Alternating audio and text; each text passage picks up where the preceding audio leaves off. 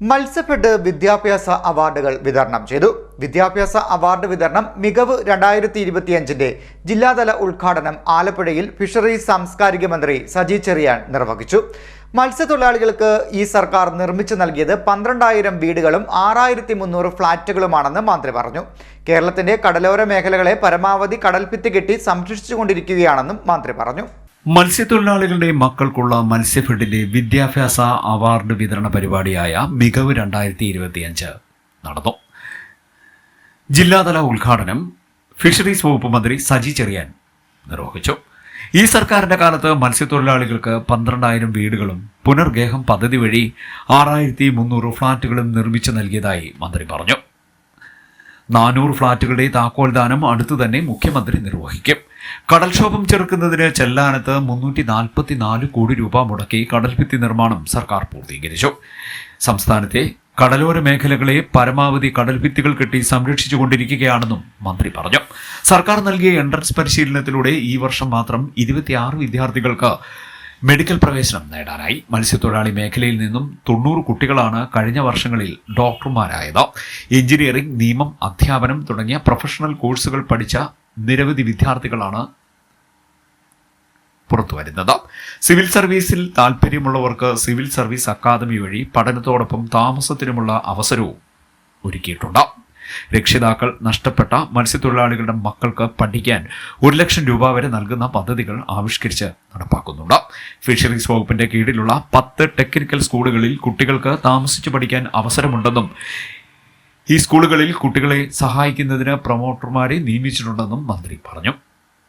ജില്ലയിൽ SSLCക്ക് മുഴുവൻ വിഷയങ്ങൾക്കും A+ നേടിയ 124 വിദ്യാർത്ഥികൾക്കും +2-നും മുഴുവൻ വിഷയങ്ങൾക്കും A+ നേടിയ 31 വിദ്യാർത്ഥികൾക്കുമാണ് അവാർഡുകൾ വിതരണം ചെയ്തത്. നല്ല നിലയ്ക്ക് വിദ്യാഭ്യാസം നൽകുക എന്ന ലക്ഷ്യം തന്നെയാണ്.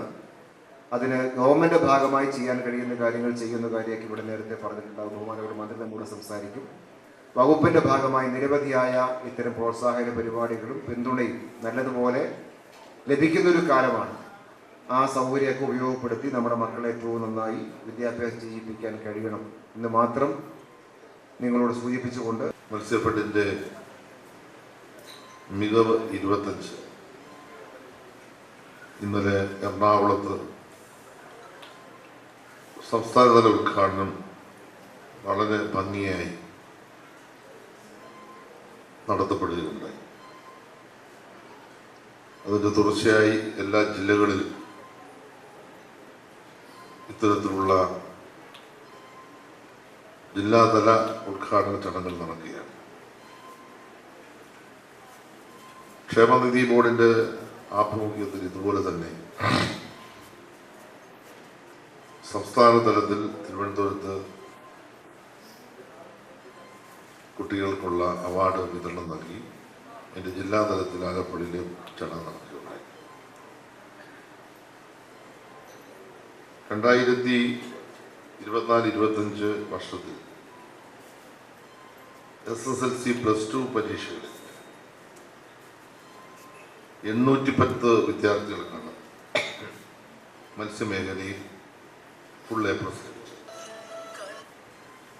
623 SSLCയും 187 +2. ഈ അവാർഡ് 3000 രൂപയുടെ ക്യാഷ് അവാർഡും മൊമെന്റോയും ആണ് ഇവിടെ ഇപ്പോൾ നൽകുന്നത്.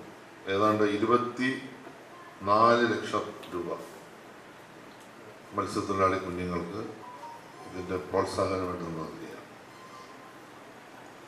അതിൻ്റെ വിശദാംശങ്ങളിലേക്ക് പോകുന്നത് ആലപ്പുഴ ജില്ലയിൽ SSLC 124 +2 31 155 കുഞ്ഞുങ്ങൾക്കാണ് ഇന്നിവിടെ ആദരവ് നൽകുന്നത്.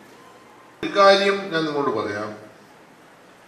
മത്സ്യത്തൊഴിലാളിയുടെ കുട്ടിക്ക് എവിടെ വരെ പഠിക്കണോ അവിടെ വരെ. ചടങ്ങിൽ H. സലാം MLA അധ്യക്ഷത വഹിച്ചു. VR Ramesh endowment award PP Chittaranjan MLA വിതരണം ചെയ്തു. ജില്ലാ പഞ്ചായത്ത് പ്രസിഡന്റ് KG രാജേശ്വരി വിശിഷ്ടാതിഥിയായി പങ്കെടുത്തു. നഗരസഭാ സ്ഥിരം സമിതി അധ്യക്ഷ AS കവിത, മത്സ്യഫെഡ് ചെയർമാൻ T. മനോഹരൻ തുടങ്ങിയവർ പങ്കെടുത്തു. CDN news, Kayamkulam.